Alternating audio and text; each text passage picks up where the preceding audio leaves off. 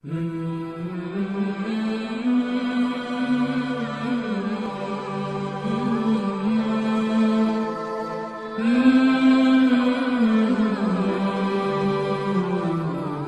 عليكم ورحمة الله تعالى وبركاته.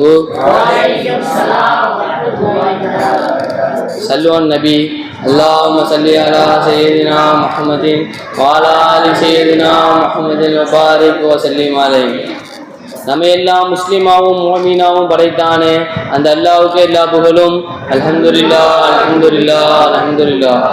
மேலும் ரசூலே கரீம் நபி ஸல்லல்லாஹு அலைஹி வஸல்லம் அவர்களின் உம்மத்தாக படைத்தானே அந்த அல்லாஹ்வுக்கு எல்லா புகழும். அல்ஹம்துலில்லாஹ் அல்ஹம்துலில்லாஹ் அல்ஹம்துலில்லாஹ். சையத் இப்ராஹிம் ஷஹீத் வலியுல்லாஹ் அவர்களின் வரலாறை பார்த்தோம் என்று சொன்னால், அவர்கள் ஒவ்வொரு நாடாக போய் சென்று இஸ்லாத்தை எட்டி வைத்துக் கொண்டிருந்தார்கள் நண்பர்களே. அவர்கள் தந்தையின் பேரு அகமது, அவர்கள் தாயனார் பேர் ஃபாத்திமா. அவர்கள் எஜமான் அவர்கள் மதினாவில்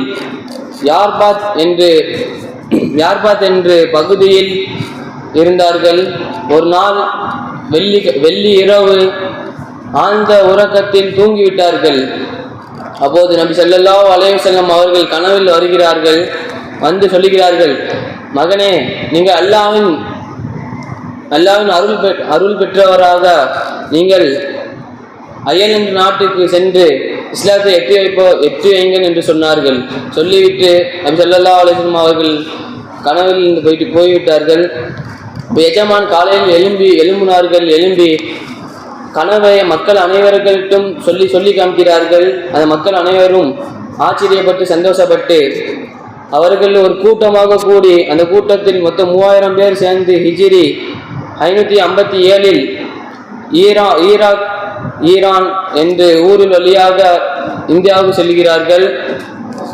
இந்தியாவில்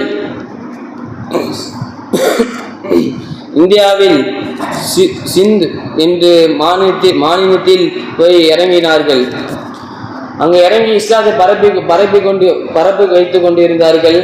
அப்ப அந்த ஊரில் மன்னன் ஆப்தாப் சிங் என்பவர் மிகவும் அவர்கள் எஜமானை பார்த்து கோவப்பட்டார்கள்.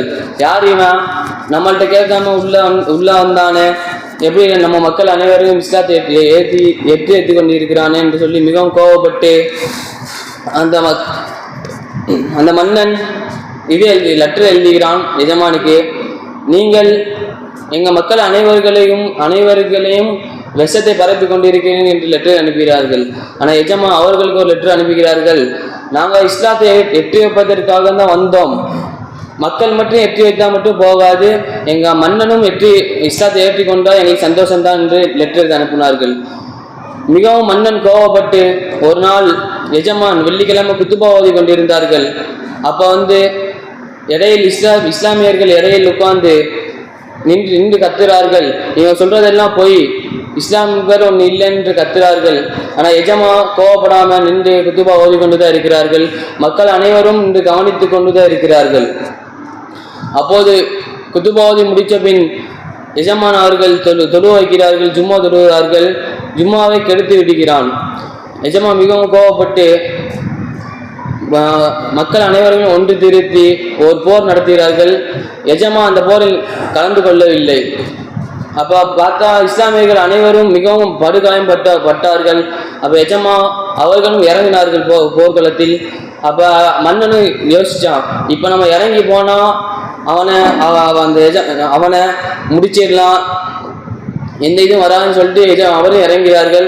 கிதாப் என்ன வருது என்று சொன்னால், இருளும் ஒளியும் மோதி கொண்டது என்று சொன்னார்கள். அப்போது அந்த போரில் எஜமான் வெற்றி பெற்று அந்த சிந்த் என்ற ஊரில் எல்லாரும் இஸ்லாத்தை ஏற்றுக்கொண்டார்கள். அப்போது பிறகு குஜராத் மாநிலத்திற்கு செல்லுகிறார்கள். அங்க உள்ள மன்னன் கரடா சிங் அவர்கள் அங்க போர்க்காடி வெயிட் பண்ணி கொண்டிருக்கிறார்கள். அங்க போர் நடக்கிறது. அந்த போரில் எஜமான் வெற்றி பெற்று அங்க உள்ள மன்னனுடைய குடும்பத்தார் ஒருத்தவர் இஸ்லாத்தை ஏற்றுக்கொண்டார்கள். அப்போது அவர்கள் போல் வாழ்வதற்காக அல்லாஹ் தௌஃபீக் செய்வானாக. அஸ்ஸலாமு அலைக்கும் வரஹ்மத்துல்லாஹி தஆலா வபரகாத்துஹு.